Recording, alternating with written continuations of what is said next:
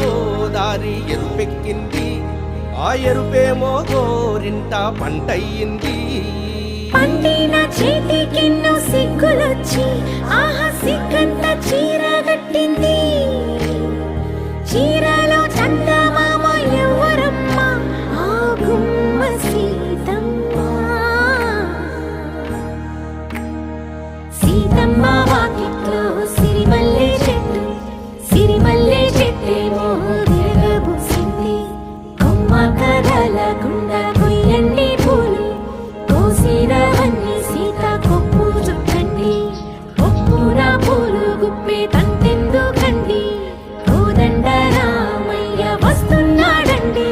రానే వచ్చాడో యమ్మ ఆ రామయ్య, వస్తూ చేశాడో యమ్మ ఏదో మాయా.